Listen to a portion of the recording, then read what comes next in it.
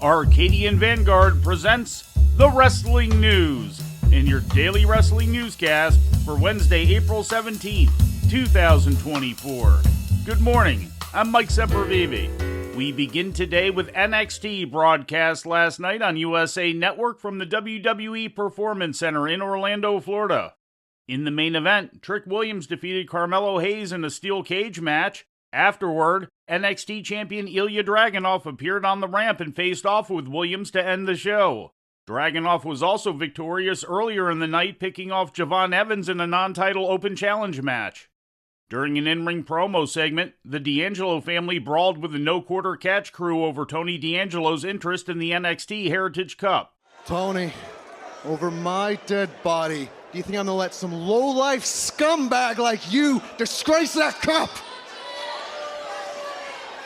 Scumbag, huh?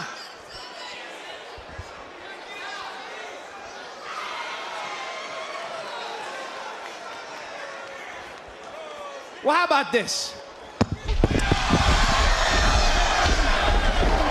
Oh, no money, more problems for no quarter catch crew. In the opening match, Noam Dar defeated Dijak.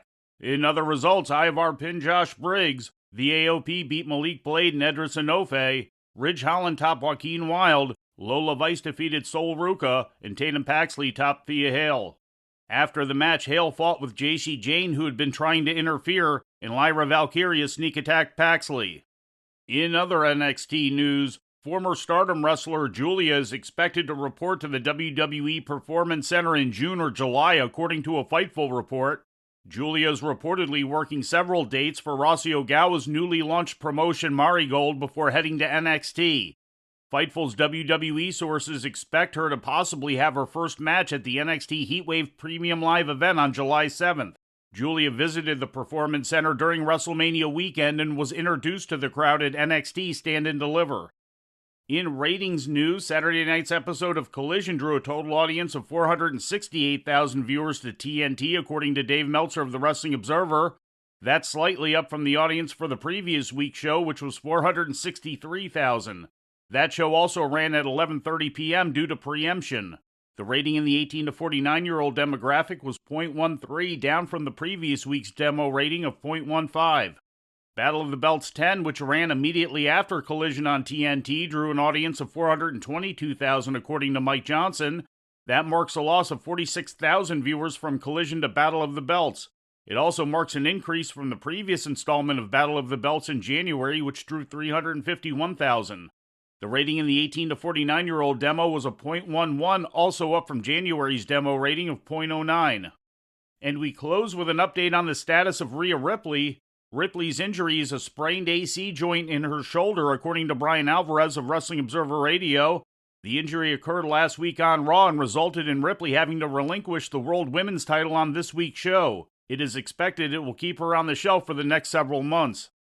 And before we leave you today, we'd like to remind you that however you consume your content, you can find the wrestling news 24 hours a day and 7 days a week across social media.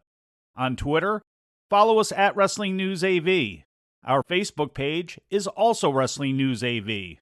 The Wrestling News can also be found on the Arcadian Vanguard YouTube page. And for those who utilize Amazon Echo devices, just tell Alexa to play the Wrestling News podcast. And remember to make sure you add podcast at the end.